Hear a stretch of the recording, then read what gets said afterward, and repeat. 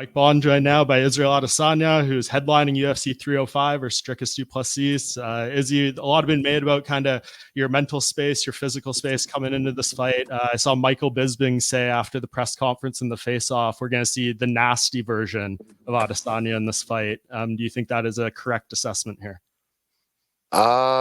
Yep, I'll say so. Definitely. It's not gonna be um some kind of pitter patty cake type shit. We're gonna fight. I mean, my last fight wasn't really pitter patty cake. I just couldn't get going, and I got beat. So yeah, but this one's gonna be pretty interesting from the jump. It's been 11 months since we've seen you, and I'm just curious, like, you've been still in the game. I've seen you, at boxing events. You're obviously doing your YouTube channel, training. What did it take for you to get kind of the clarity to realize you were ready to come back and fight again? Um, when I was healed from my injuries that I was nursing. So yeah, once those things were all cleared by the doctors and I could train again, I gradually got got back to the game. And yeah. When they made the fight offer, I'm sure this is the one you were hoping and expecting for, right? Like you figured the timing and the opponent was everything that made sense. hmm Definitely. He wasn't able to show up at 300, so I'm glad we will get it uh in 10 days. Yeah, were you wanting to do 300 like that badly? Like, would that have cut this layoff short just for that occasion? Because I remember in Sydney you had said like not going to be here for 400, so 300 would have been hmm nice. Yeah, I said yes. They said no, but they had their reasons. But we're here now, and we'll fight in 10 days. Yeah, and what's at stake here, man? Obviously, to become champion again, three-time champion. Only Randy Couture has ever done that in a single weight class. That's obviously Hall of Fame company there. I know you've said f the belts and things like that, but is there anything special about like the possibility of being able to achieve something like that? Yeah, of course, it is special, to achieve something like that. But that's not the main focus. So I just know what the main focus is, and by doing that, the others will follow. So that's why I focus on the main thing, which is taking his head off. We mentioned the history at stake here with joining Randy Couture as the only three-time single division champion. I'm curious, if you get this done, what do you think will be the most satisfying title win for you? Will it be the Gastelum one, which I know you feel is the real first title win, the Pereira one, or this one? We'll find out. I'll wait and see. August 18th.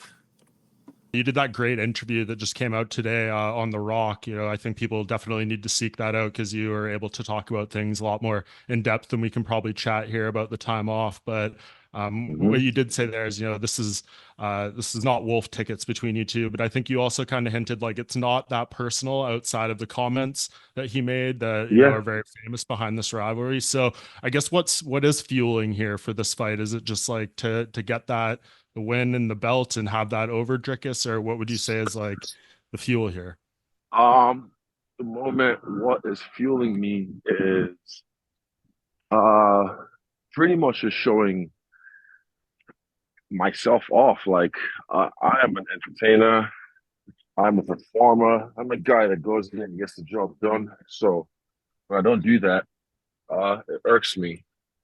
And again, 2 seconds. Uh, yeah. Um, yeah, the last outing for me wasn't really me. So I just want to go out there and show off, show who I am, and just like not really to anyone, but just prove to myself that I'm still that dude, and I know that I am. So I trust me. I trust me.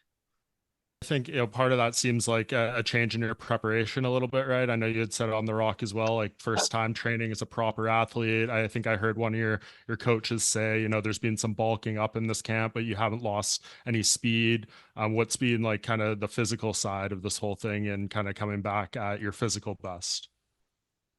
Yeah, I've taken time to forge myself into a weapon, and I look forward to seeing how I look on fight week compared to other fight weeks because I feel amazing.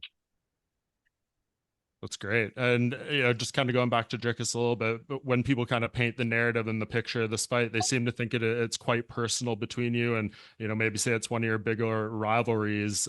How would you compare it to like Pereira and Whitaker and stuff? Is it different feelings? Is it a more competitive emotion, a more personal emotion? Nah, I haven't even fought the guy yet. Those rivalries with Pereira and Whitaker, those are edges in history. Me and this guy haven't even fought yet. We've tried to fight, never happened. So now we'll fight and settle a score. But it's not really personal. What he said was blasphemous because without myself, Francis, and Kamaru, he wouldn't be able to be champion or whatever. So what he said was really blasphemous, and he'll take accountability for what he said. He'll be Yeah, and forced to. Yeah, speaking of Francis, he finally got booked for his MMA return today in PFL against Renan Ferreira. He's obviously had a extremely trying year. I mean, I can't even imagine what he's been through, but to see him come back and try to overcome that, he said he was thinking about retirement. What does that kind of once again say about his character to you? Oh, Francis is my big brother. He's the man. I love that dude, and I support him in whatever he does. He's a special human being. He's a gem of a person, and he deserves all the greatness that's coming his way. And I know, look, what happened was, yeah, I couldn't even imagine because I don't have a seed yet, but I couldn't even imagine what that's like. So I've talked to him, I check up on him from time, and yeah, he, yeah, I love that dude. Dricus' style is a little bit awkward, right? And it seems like in a lot of these fights, he's losing maybe until he ends up winning. How do you kind of counteract that and navigate your way through that kind of game plan wise? Um, yeah, he's a weird one, that guy. But we have our ways, we have our techniques, and we have our game plan on how to neutralize him. So we'll go in there and I'll execute. How do you think you're going to be received in Australia this time around? I mean, no, it's the complete opposite side of the country compared to Sydney, and I think some people were surprised by the reaction last time. What are you expecting on fight week? I'm not expecting anything. I'm just gonna go in there.